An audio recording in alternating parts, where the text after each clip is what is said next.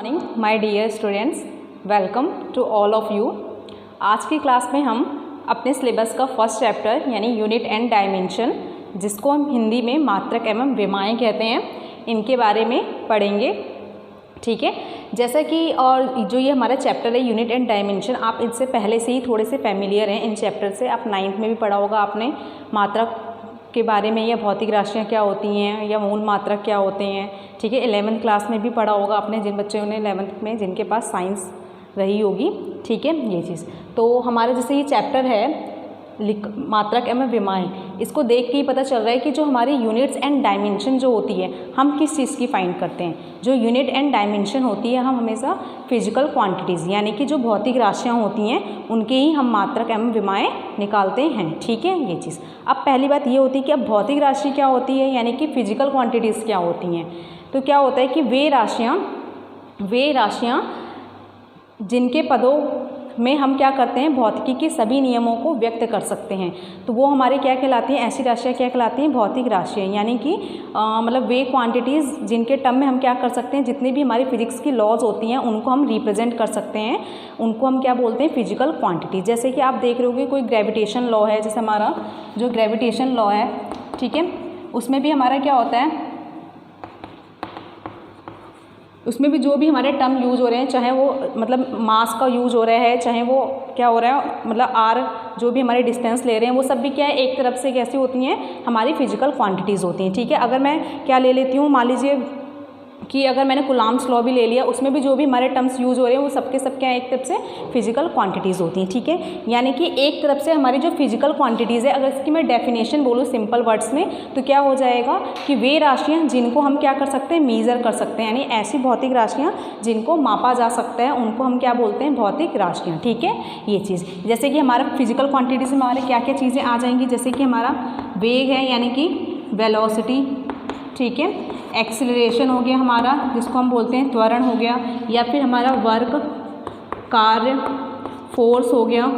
ये सब कैसी क्वांटिटी है, एक तरफ से फिजिकल क्वांटिटीज़ हैं, यानी कि ऐसी राशियाँ जिनको मापा जा सकता है, उनको हम क्या बोलते हैं, भौतिक राशियाँ। ठीक है, ये चीज़। अब हमारा सेकंड पार्ट, हमारा सेकंड पॉइंट क्या है, नीड फॉर मेजरमेंट, यानी कि हमें भौतिक राशियाँ जो हैं उनको मापने की ज़रूरत क्यों पड़ी, यानी हम उनको क्यों उनका मापन करते हैं। ठीक है, ये चीज़। तो क्या होता है कि जैसे कि अगर मैं आपको एग्जांपल दूँ, होता है क्या, मान लीजिए कि कोई ऑब्जेक्ट है, ठीक है, यानी कि कोई भी वस्तु है, कोई भी हमारा जैसे ये ऑब्जेक्ट है, ठीक है, ये चीज़, इस पर मैं क्या कर रही हूँ, कोई फोर्स अप्लाइड कर रही हूँ, मान लीजिए मैं इस पर कुछ भी F बल लगा रही हूँ, तो क्या होगा, जैसे ही मैं इस ऑब्जेक्ट में F फोर्स अप्लाई करूँगी तो यहाँ पे क्या उत्पन्न हो जाएगा, एक त्वरण उत्पन्न हो जाएगा, यानी कि एक एक्सीलरेशन जो है वो प्रोड्यूस हो जाएगा। अब क्या होता है कि जैसे ही मैं इस पर फोर्स अप्लाई करूँगी, ये एक्सीलरेशन प्रोड्यूस होगा, तो मैं ये नहीं बता सकती कि जो ये त्वरण है कितना उत्पन्न हुआ। ठीक है, इसकी मात्रा मैं तभी बता पाऊँगी, इसको हम तभी बताना पॉसिबल है जब हमारे पास क्या हो, इस जो हम इसमें फोर्स अप्लाई कर रहे हैं इस ऑब्जेक्ट पे, इसका हमें मैग्नीट्यूड पता हो, हमें क्या पता हो, इसका मैग्नीट्यूड, यानी कि इसका हमें परिमाण पता हो इस बल का, और हमें क्या पता हो, इस ऑब्जेक्ट यानी जो वस्तु पे जिस पे हम बल लगा रहे हैं उसका हमें मास पता हो, यानी कि इसका हमें क्या पता होना चाहिए, द्रव्यमान। ठीक है, तभी जाकर के हम क्या बता पाएंगे कि इसमें कितना त्वरण उत्पन्न हो रहा है। तो इसी तरीके से भौतिक राशियों के परिमाणात्मक ज्ञान के लिए हमें क्या होती है, भौतिक राशियों के मापन की आवश्यकता होती है। ठीक है, ये चीज़। अब क्या होता है, थर्ड चीज़ हमारी क्या है, यूनिट्स। अब यूनिट्स क्या होती है, यानी कि जिसको हम बोलते हैं मात्रक। ठीक है, मात्रक क्या चीज़ें होती हैं, मान लीजिए कि कोई भी भौतिक राशि हम ले रहे हैं या कोई फिजिकल क्वांटिटीज़ है जो कि मेजरेबल है, यानी कि जिसको हम माप तो सकते हैं, लेकिन क्या हम माप तो सकते हैं, लेकिन हमें क्या होता है कि वो एक तरीके से हमें एक एग्जैक्ट इन्फॉर्मेशन नहीं देती है। मान लीजिए अगर मैं बल की ही बात करूँ, फोर्स, ठीक है, अगर इस ऑब्जेक्ट में मैं अप्लाई कर रही हूँ क्या 5, तो क्या जो 5 है, यानी कि जो हमारे ये मैग्नीट्यूड है, जो ये हमारा संख्यात्मक मान है, न्यूमेरिकल वैल्यू, तो क्या ये हमें एक एग्जैक्ट इन्फॉर्मेशन दे रही है, क्या प्योर इन्फॉर्मेशन नहीं दे रही है, क्या मतलब हमें पता नहीं चल रहा है कि हम कितना फोर्स 5 तो लगा रहे, लेकिन 5 क्या है ना, ये चीज़ करके। तो यानी कि हमें क्या होता है कि कोई भी मतलब किसी भी भौतिक राशि के लिए जो कि मेजरेबल है, जो क्या है मापने योग्य तो है, लेकिन अगर हमें उसका सिर्फ संख्यात्मक मान पता है या उसका मैग्नीट्यूड पता है, तो हम उससे क्या बता सकते हैं, उस भौतिक राशि की हम मतलब पूरी इन्फॉर्मेशन नहीं दे सकते हैं। तो इसके लिए हमें किसकी रिक्वायरमेंट होती है, एक यूनिट की रिक्वायरमेंट होती है, यानी कि जो हमारी मात्रक होता है वो क्या होता है, किसी भी भौतिक राशि का के लिए एक शुद्ध हमें इन्फॉर्मेशन देता है, ठीक है, ये चीज़ करके, यानी एक प्योर इन्फॉर्मेशन हमें देता है, यानी कि बिना मात्रक के हम किसी भी भौतिक राशि की एग्जैक्ट क्वांटिटी को हम नहीं बता सकते, उसको हम डिफाइन नहीं कर सकते, ठीक है, ये चीज़। मान लीजिए अगर आप शॉप पे भी जा रहे हो तो अगर आपको राइस चाहिए, चावल चाहिए, तो आप कुछ ना कुछ क्वांटिटी बताओगे ना कि मुझे 5 ग्राम चाहिए या मतलब 5 kg चाहिए, कुछ ना कुछ यूनिट के साथ बताओगे। अगर आप सिर्फ न्यूमेरिकल वैल्यू वहाँ जाके बोलो कि मुझे 500 चाहिए, 5 चाहिए, तो उससे हम एग्जैक्ट इन्फॉर्मेशन नहीं बता पाएंगे कि हमें कितना kg चाहिए, कितना ग्राम चाहिए, ठीक है, ये सारी चीज़ें, ठीक है। इसीलिए हमें क्या होता है कि भौतिक राशियों को मापने के लिए हमें क्या होती है, मात्रक की आवश्यकता होती है, ठीक है, ये चीज़। अब मात्रक होते क्या है वैसे, इसकी अगर मैं मेन डेफिनेशन बताऊँ तो यानी कि भौतिक राशि को मापने के लिए जो हम मानक एक चूज़ करते हैं, यानी एक स्टैंडर्ड हम चूज़ करते हैं, जिसको हम क्या बोलते हैं, यूनिट कहते हैं, ठीक है, ये चीज़। अब हमारी जो यूनिट होती है वो क्या होती है, जो हमारा मात्रक है वो क्या होता है, एक ऐसा मानक होता है जिसके थ्रू हम क्या करते हैं, किसी भी प्रकृति का या उससे रिलेटेड किसी भी प्रकृति का हम क्या बता सकते हैं, उसकी हम इकाई को बता सकते हैं। मान लीजिए कि सपोज अगर मैं यहाँ पे बात करती हूँ कि लेंथ, यानी कि अगर मैं वो ले लेती हूँ लंबाई, ठीक है, ये चीज़, तो लंबाई का मात्रक क्या होता है, मीटर होता है, ठीक है, लंबाई का मात्रक क्या होता है, मीटर, ठीक है, ये चीज़। अब मुझे पता चल चुका है कि लंबाई का मात्रक मीटर होता है। अगर मैं कह रही हूँ, मान लीजिए मैं अगर इतनी लंबी से एक रॉड ले लूँ या एक लकड़ी का टुकड़ा ले लूँ, तो मान लीजिए उसकी लेंथ कितनी है, 1 मीटर है, ठीक है, 1 मीटर है। अब मैं आपसे कहूँ कि मुझे इस पूरे रूम की आप लेंथ बताओ, तो आपको पता चल चुका है कि अगर हम उस लकड़ी, वो जो हमारा लकड़ी हमने ले रखा है 1 मीटर का, अगर हम उसको 10 बार ऐसे से वो करेंगे, उसकी लेंथ को लेंगे, तो हमारे क्या आ जाएगी, इस रूम की लेंथ आ जाएगी। तो डेट मीन क्या हुआ कि हमें अगर क्या है, किसी की भी भौतिक राशि की हमें यूनिट पता चल गई है, ठीक है, तो हम क्या कर सकते हैं, उसकी हेल्प से हम इस रूम की या अदर भी जो भी हमारे उससे रिलेटेड और भी जो हमारी भौतिक राशियाँ हैं उनकी भी हम यूनिट्स को क्या कर सकते हैं, मेज़र कर सकते हैं, ठीक है, ये चीज़। अब क्या होता है कि जो हमारे measurement of a physical quantities, यानी कि जो भौतिक राशियाँ हैं उनके मापन के लिए हमें क्या क्या चीज़ों की आवश्यकता होती है, यानी कि किसी भी फिजिकल क्वांटिटीज़ को मेज़र करने के लिए हमें किन किन चीज़ों की रिक्वायरमेंट होती है, ठीक है, ये चीज़। तो सबसे पहले हमें क्या चाहिए रहता है, किसी भी भौतिक राशि है उसको मेज़र करने के लिए हमें 2 चीज़ों की आवश्यकता होनी चाहिए। सबसे पहले क्या होता है, हमारे पास एक तो यूनिट का पता होना चाहिए, यूनिट्स ऑफ फिजिकल क्वांटिटी, यानी कि जो भी हमारे पास भौतिक राशि है उसका क्या पता होना चाहिए, हमें पास उसका मात्रक पता होना चाहिए, ठीक है, ये चीज़। और दूसरी चीज़ क्या होनी चाहिए कि जो भी हमारा मात्रक है ना, जो भी हम मात्रक ले रहे हैं उस मात्रक में जो हमारे संख्यात्मक मान है वो कितनी बार इन्वॉल्व हुआ है, यानी कि क्या, संख्यात्मक मान, न्यूमेरिकल वैल्यू, इसको हम क्या बोल सकते हैं, एक तरफ से numerical value of physical quantity,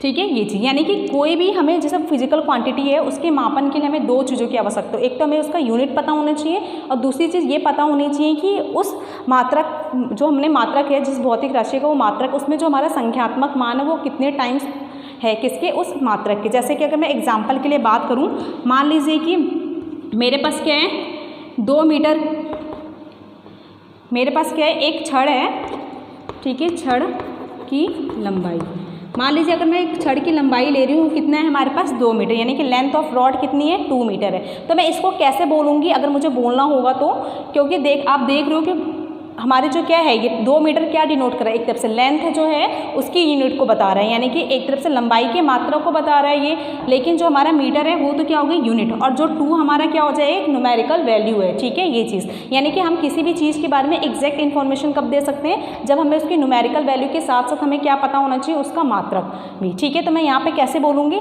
जैसे कि मैं ये बोल सकती हूँ कि जो छड़ की लंबाई है उसमें जो हमारा मीटर है वो कितने टाइम्स इन्वॉल्व है, 2 टाइम्स इन्वॉल्व है, ठीक है, ये चीज़। इस तरीके से हम इसको बोल सकते हैं, ठीक, ये चीज़। अब क्या होता है, अगर मुझे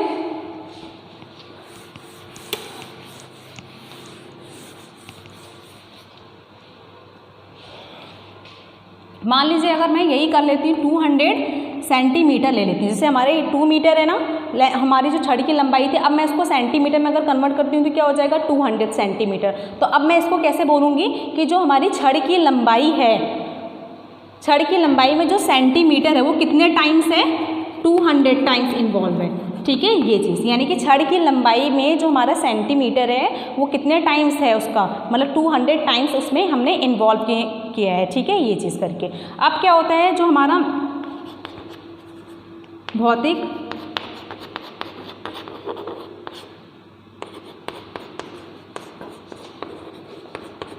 भौतिक राशि का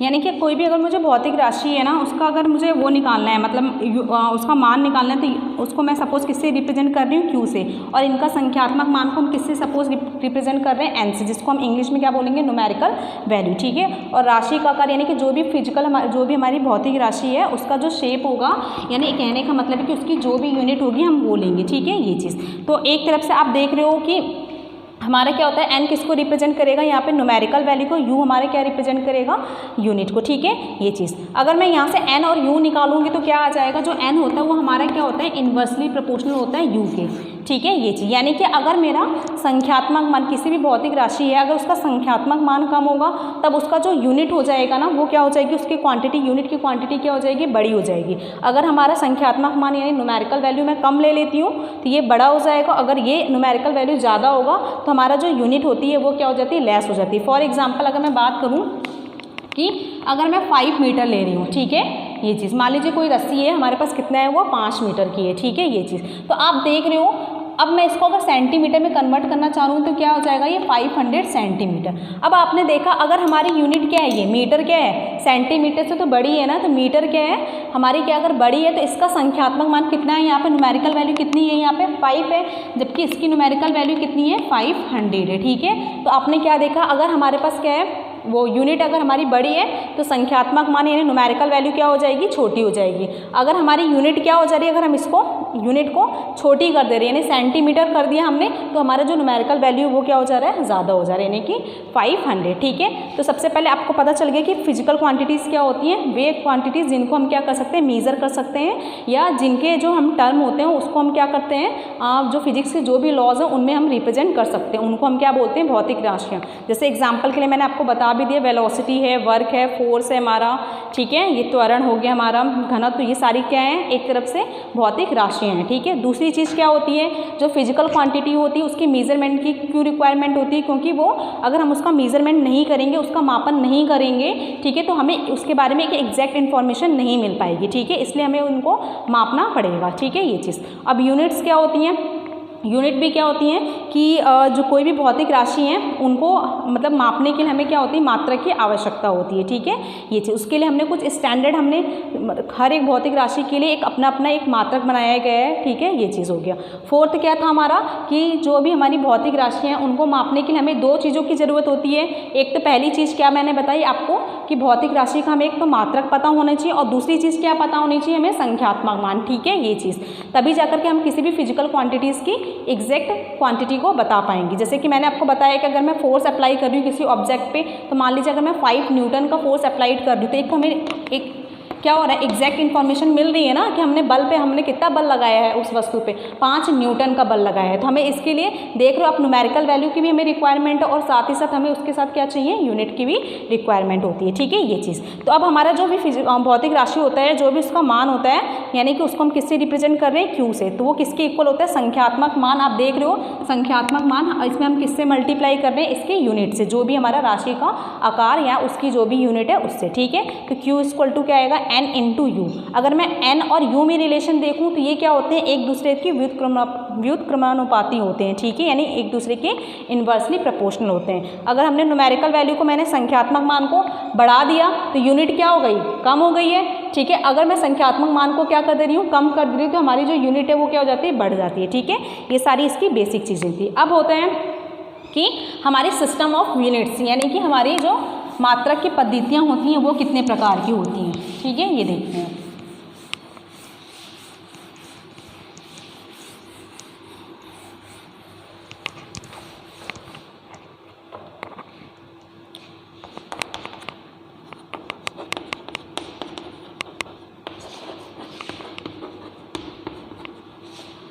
सिस्टम ऑफ यूनिट्स यानी कि मात्रकों की पद्धतियाँ।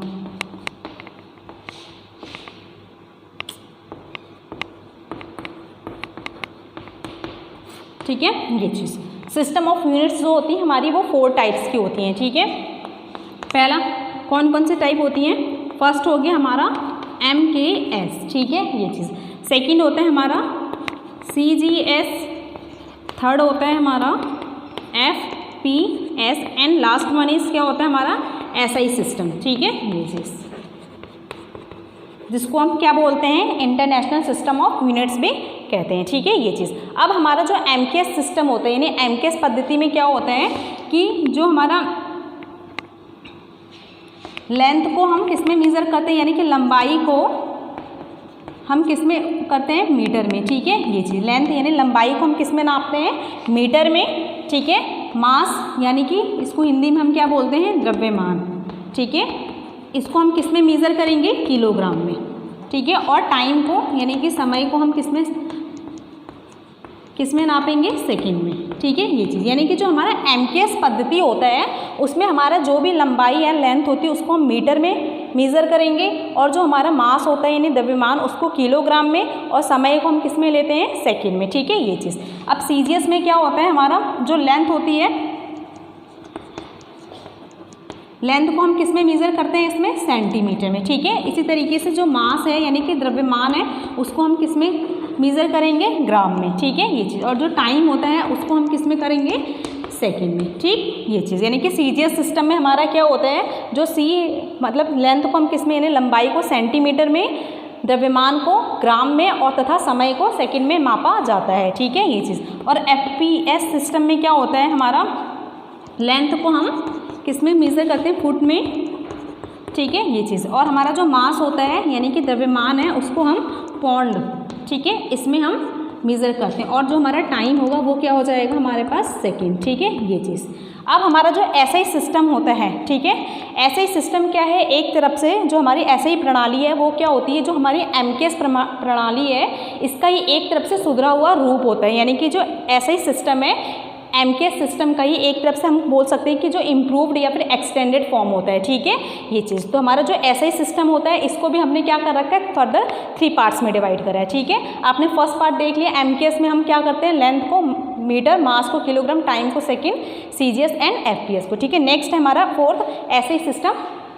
ठीक है, और SI सिस्टम में हमने फिर क्या करा है कि जो हमारी क्या होती है 3 कैटेगरीज में डिवाइड हो जाती है।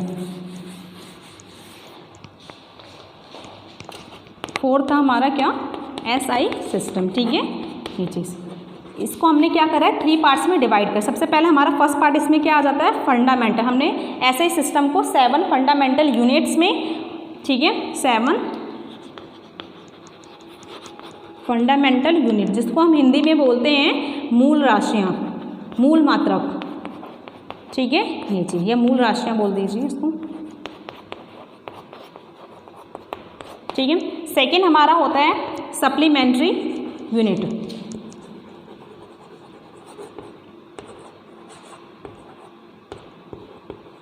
जिसको हम हिंदी में बोलते हैं पूरक राशियाँ। ठीक है, थर्ड पार्ट होता है हमारे डेराइव्ड यूनिट्स जिसको हम बोलते हैं व्युत्पन्न मात्रक। ठीक है, व्युत्पन्न मात्रक।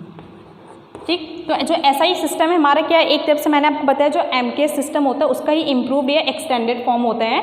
ठीक है, तो SI सिस्टम में हमारा क्या होता है 7 फंडामेंटल यूनिट्स यानी कि 7 मूल राशियाँ, 2 हमारी क्या होती हैं सप्लीमेंट्री यूनिट्स होती हैं। ठीक है, यानी कि 2 हमारी पूरक राशियाँ होती हैं और बाकी जो अन्य सभी राशियाँ हुई वो हमारी किस में आ जाती हैं डेराइव्ड यूनिट्स यानी कि व्युत्पन्न मात्रक में। ठीक है, अब हम देखेंगे कि फंडामेंटल यूनिट्स क्या होती हैं। पहला हम क्या पढ़ेंगे फंडामेंटल यूनिट्स। ठीक है,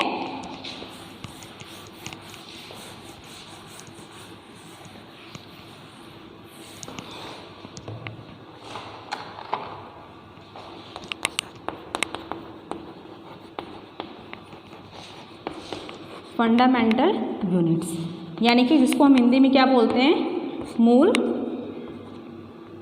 मात्रक। ठीक है, ये चीज़।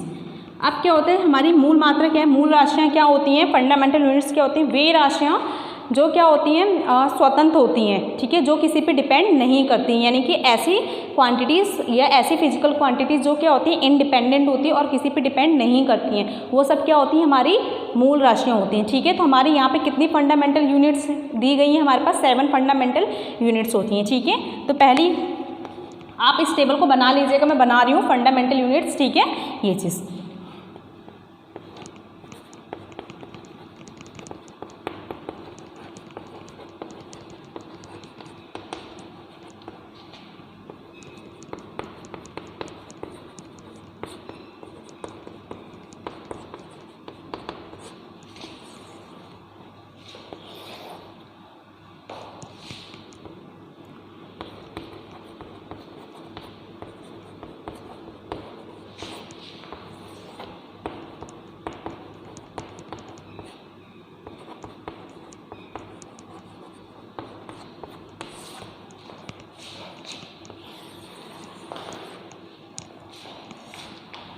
हमारी फर्स्ट क्या होती है फिजिकल क्वांटिटी, सबसे पहले हम लेते हैं लेंथ, यानी कि लंबाई, ठीक है, ये चीज़।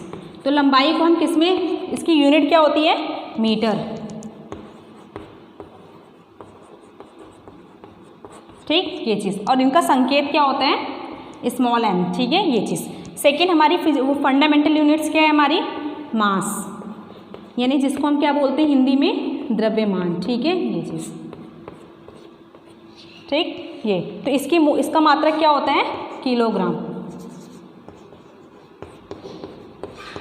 जिसको हम किससे रिप्रेजेंट करते हैं, केजी से, ठीक है, ये चीज़।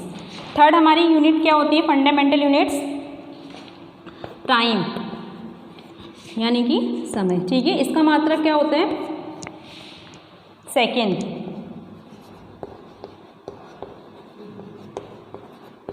जिसको हम किससे रिप्रेजेंट करते हैं, स्मॉल एस से, ठीक है, ये चीज़। यानी कि हमारा मीटर को हम एम से रिप्रेजेंट करेंगे, स्मॉल एम, किलोग्राम को केजी से, सेकंड को एस, ठीक है, ये चीज़। फोर्थ है हमारी इलेक्ट्रिक करंट, इलेक्ट्रिक करंट, जिसको हम क्या बोलते हैं हिंदी में विद्युत धारा, ठीक है, ये चीज़, विद्युत धारा, ठीक। इसका मात्रक क्या होता है हमारा एम्पियर, एम्पियर, ठीक है। इसका संकेत क्या हो जाएगा, इसका सिंबल क्या हो जाएगा, कैपिटल ए, ठीक है, ये चीज़। हमारी पहली क्या थी, फर्स्ट फंडामेंटल यूनिट हमारी क्या थी, लेंथ, जिसका मात्रक क्या होता है मीटर, संकेत क्या हो गया, स्मॉल एम, ठीक है, ये चीज़। सेकंड होता है मास, यानी कि जिसको हम हिंदी में बोलते हैं द्रव्यमान, इसका मात्रक हो जाएगा किलोग्राम, और इसको हम किससे रिप्रेजेंट करेंगे, केजी से, ठीक है। थर्ड हमारा होता है टाइम, यानी समय, इसका मात्रक क्या हो जाएगा, सेकंड, जिसको हम किससे रिप्रेजेंट करेंगे, स्मॉल एस से, ठीक है, ये चीज़ हो गया। नेक्स्ट है हमारा फोर्थ होता है इलेक्ट्रिक करंट, जिसको हम हिंदी में कहते हैं वैद्युत धारा, ठीक है। इसका मात्रक क्या होता है, एम्पियर, और इसको हम किससे डिनोट करेंगे, कैपिटल ए से, ठीक है, ये चीज़।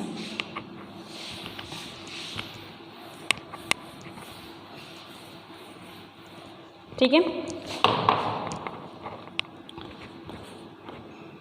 फिफ्थ है हमारा टेम्परेचर,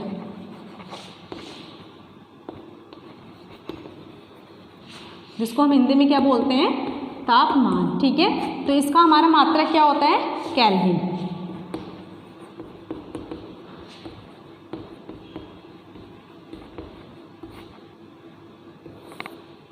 जिसको हम किससे रिप्रेजेंट करेंगे, के से, ठीक है, ये चीज। नेक्स्ट है हमारा ल्यूमिनस इंटेंसिटी, ल्यूमिनस इंटेंसिटी, जिसको हम हिंदी में क्या बोलते हैं, ज्योति तीव्रता, ज्योति तीव्रता, ठीक है, ये चीज। इसका मात्रक क्या होता है हमारा, कैंडेला,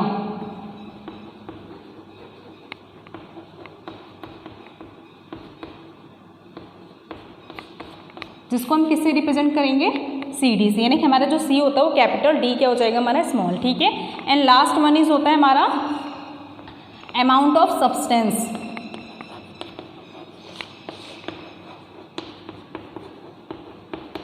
जिसको हम क्या बोलते हैं हिंदी में, पदार्थ की मात्रा, ठीक है, ये चीज। तो इसकी हमारी यूनिट क्या होती है, मोल,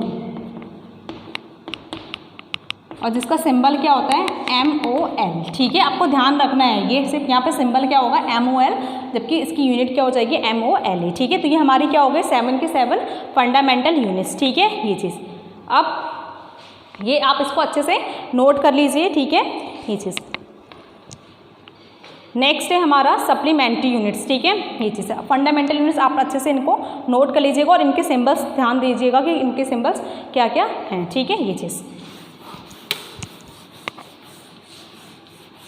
दो हमारी क्या होती हैं सप्लीमेंट्री यूनिट्स होती हैं, यानी कि पूरक मात्रक होते हैं, ठीक है। अब वो पूरक मात्रक कौन कौन से हैं ये देख लेते हैं।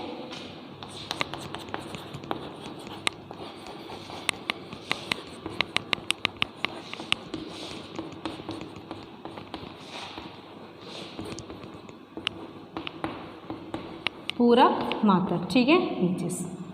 अब क्या होता है हमारे पूरक मात्रक कौन कौन से होते हैं।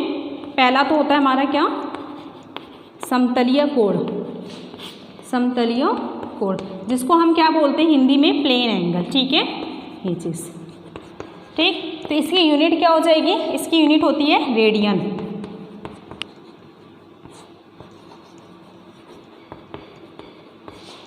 जिसको हम किससे रिप्रेजेंट करते हैं स्मॉल RADC, ठीक है ये चीज़ हो जाएगा, ठीक। जिसको हम किससे रिप्रेजेंट करेंगे स्मॉल RADC।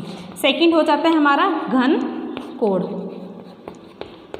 जिसको हम क्या बोलते हैं इंग्लिश में सॉलिड एंगल, ठीक है ये चीज़। अब इसका मात्रक क्या होता है घन कोण का क्या होता है स्टेरेडियन, स्टेरेडियन, ठीक है ये चीज़। जिसको हम किससे रिप्रेजेंट करते हैं स्मॉल s और r से, ठीक है ये चीज़ हमारा, ठीक। तो हमारे सप्लीमेंट्री यूनिट्स कितने हो गए 2 टाइप्स के होते हैं क्या। पहला हो जाता है हमारा समतलीय कोण, यानी जिसका हमारे मात्रक होता है रेडियन और उसका सिंबल क्या हो जाता है RAD, ठीक है ये चीज़। दूसरा हो जाता है घन कोण यानी कि सॉलिड एंगल, जिसका मात्रक होता है स्टेरेडियन और इसको हम रिप्रेजेंट करेंगे कैपिटल S और स्मॉल r से, ठीक है ये चीज़ हो जाता है। अब जो हमारा प्लेन एंगल होता है क्या है, मतलब समतलीय कोण है क्या रेडियन। जैसे कि मान लीजिए आपने एक प्लेन सर्कल ले रखा है, यानी कि एक समतल वृत्त ले रखा है, ठीक है। अगर मैं इस समतल वृत्त में से इतना पार्ट कट कर दूँ, यानी एक मतलब कोण के आकार का अगर मैंने इसमें से पार्ट जो कट कर दिया है, ठीक है। मान लीजिए ये एंगल कितना है थीटा, ठीक। अब इसका जो वो हो जाएगा क्या कहते हैं चाप कितना है, मान लीजिए S चाप बना रही है या आप बोल लो L, ठीक है। और इसकी रेडियस कितनी है त्रिज्या R हो जाएगी। यानी कि जो हमारा ये एंगल होता है, ये वाला जो एंगल है ना, अगर हमने एक समतल वृत्त में से अगर एक कोनिकल पार्ट को यानी कि एक शंकु वाले आकार को कट कर दूं, तो ये जो हमारा एंगल बनेगा 2 रेडियस के बीच में, 2 त्रिज्या के बीच में, वो हमारा क्या होता है एक तरफ से रेडियन, यानी कि समतल कोण के एंगल को रिप्रेजेंट करेगा, ठीक है, यानी कि रेडियन हो जाएगा, ठीक। इसी तरीके से मान लीजिए अगर मैं एक गोला ले लेती हूँ, एक स्फेयर ले लेती हूँ, ठीक है। अगर मैं इसके पार्ट को कट करूँ, ठीक है, इसके पार्ट को अगर मैं कट करके निकालूंगी, ठीक है ये चीज़,